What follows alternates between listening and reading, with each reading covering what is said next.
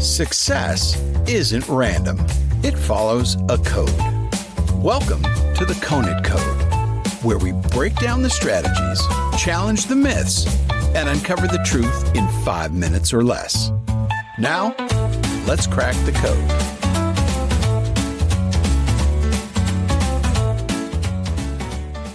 He was a frontier hero, a rugged individualist.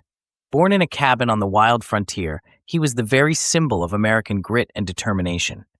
You know him best for his coonskin cap and larger-than-life tales, but his story doesn't end at the Alamo.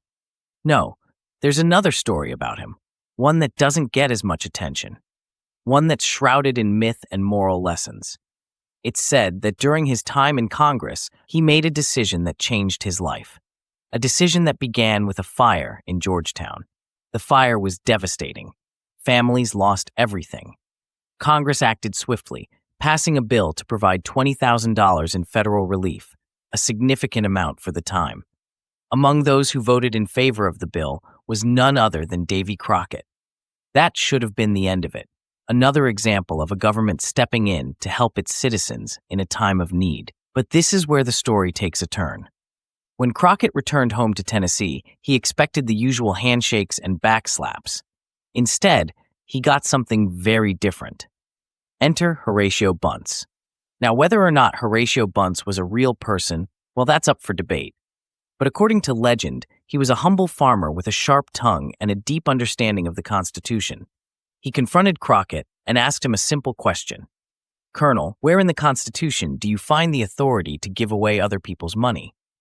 Crockett, caught off guard, tried to explain the dire circumstances, the families left homeless, the desperate need for help. But Bunce wasn't buying it. "It's not that I lack compassion," he said. "It's that Congress has no right to play the role of charity with public funds. That money doesn't belong to you to give away." And then came the line that supposedly changed everything. "It's not yours to give." According to the story, those 5 words stuck with Crockett. He vowed never to vote for such a bill again. Later, when Congress proposed giving a widow of a naval officer financial aid, Crockett refused. Instead, he offered to donate his own week's pay and encouraged others to do the same. His speech supposedly ended with the same phrase, "It's not ours to give." Now, we don't know for sure if this story is true. It could be nothing more than a well-crafted parable, a piece of political folklore designed to promote small government and fiscal restraint.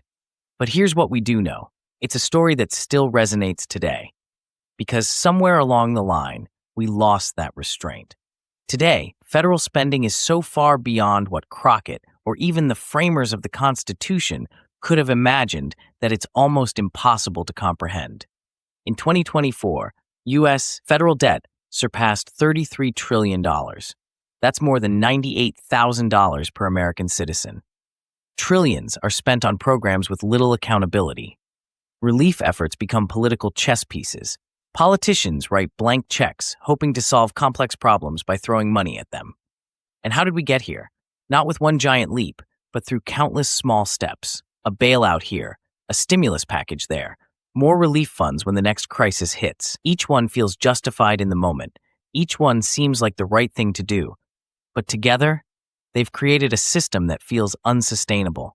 The spending is out of control. The question is, how do we stop it? The answer isn't easy. No one wants to be the bad guy who cuts a program.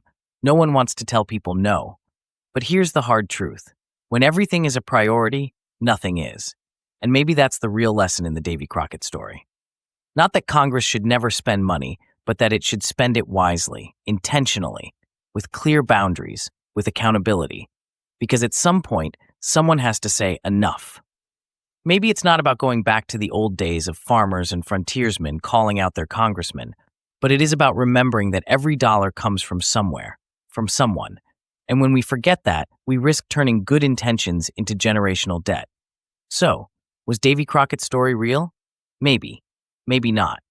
But what's real is the challenge we face now. It's easy to say yes to every cause, every crisis. It feels good in the moment, but the tough decisions, the ones that hurt, are the ones that actually secure our future. And that, my friends, is the Conant Code. That's it for this episode of the Conant Code. If you got something out of it, share it with a friend. Follow the show and leave a review on your favorite podcast platform. More insights, more strategies, and more code breaking coming soon. Until next time, keep thinking, keep building, and keep pushing forward.